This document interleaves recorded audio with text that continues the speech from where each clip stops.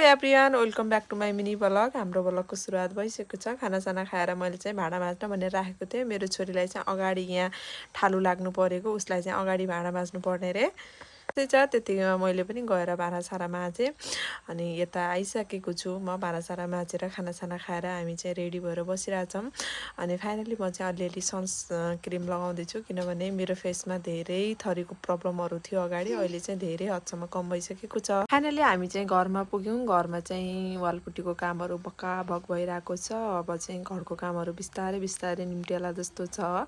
Finally हामी चाहिँ आधा आधा काममा पुगिसकेका छौँ। केही समयपछि अब काम पनि सकिनेवाला छ।